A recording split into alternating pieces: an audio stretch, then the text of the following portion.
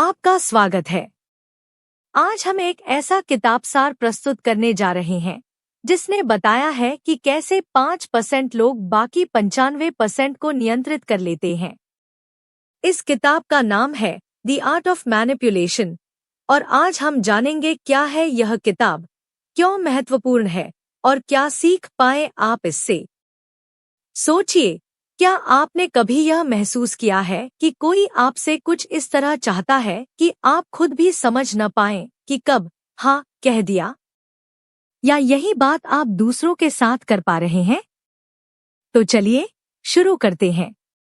अब सवाल ये है, आखिर मैनिपुलेशन है क्या?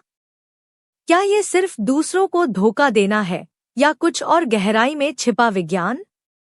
स्पार्कमैन बताते हैं कि मैनिपुलेशन दरअसल एक मनोवैज्ञानिक कला है जिसमें इंसान दूसरों की भावनाओं, उम्मीदों और निर्णय लेने की प्रक्रिया को इस तरह से मोड़ता है कि सामने वाले को पता ही नहीं चलता कि असल में उसके साथ खेला गया है। 1. मैनिपुलेशन का आधार, इंसानी मन। हर इंसान में 3 बुनियादी जरूरतें होती हैं: प्यार और स्वीकार्यता की चाह, सुरक्षा की भावना और दूसरों को खुश करने की प्रवृत्ति। मैनिपुलेटर इन्हीं 3 कमजोरियों का इस्तेमाल करता है। वो आपको वो चीज देता है जिसकी आपको सबसे ज्यादा जरूरत है, थोड़ा ध्यान, थोड़ा अपनापन या झूठी सराहना। और जब आप भावनात्मक रूप से जुड़ जाते हैं, तब वो आपके निर्णयों को सटली कंट्रोल करने लगता है।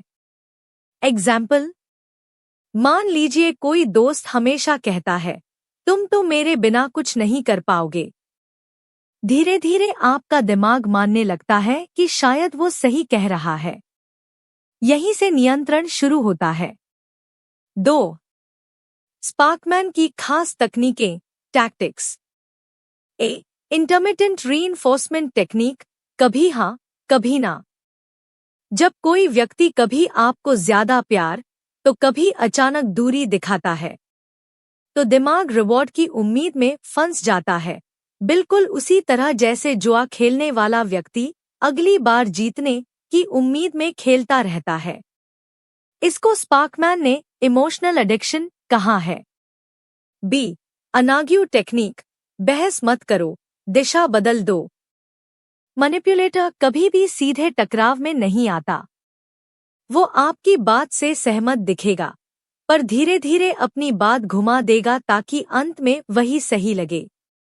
इससे वो बिना झगड़ा किए आपकी सोच बदल देता है।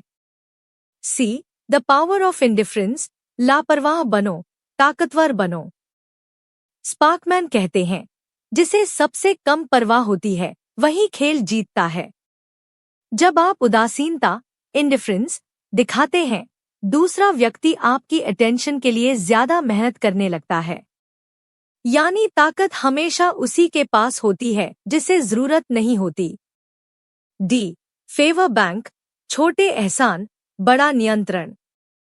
मैनिपुलेटर पहले छोटे फेवर्स करके आपको इंडेप्टेड, ऋणी महसूस कराता है, फिर धीरे धीरे उसी एहसान का बोझ बनाकर कंट्रोल करता है। स्पार्कमैन इसे साइकोलॉजिकल डेट कहते हैं। 3. मैनिपुलेशन हर जगह है। स्पार्कमैन बताते हैं कि ये कला सिर्फ प्रेम या रिश्तों में नहीं, बल्कि बिजनेस, राजनीति, दोस्ती और पारिवारिक रिश्तों में भी हर जगह मौजूद है। ऑफिस में कोई बॉस तारीफ के नाम पर आपकी सीमा पार करवाता है। रिश्तों में कोई पार्टनर गिल्ट का उसे करता है, अगर मुझसे सच में प्यार है तो ये करो। या कोई दोस्त बार बार आपकी कमजोरी याद दिलाता है ताकि आप उसका साथ कभी न छोड़े। ये सब मैनिपुलेशन के सूक्ष्म रूप हैं। 4. खुद को मैनिपुलेशन से कैसे बचाएं?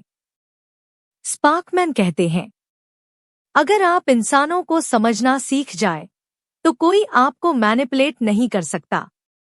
इसके लिए 3 कदम जरूरी हैं। 1. सेल्फ अवेयरनेस, अपनी भावनाओं और कमजोरियों को पहचानिए। 2. बाउंड्रीज, हर रिश्ते में साफ सीमाएं तय कीजिए, मैं यह करूंगा पर यह नहीं।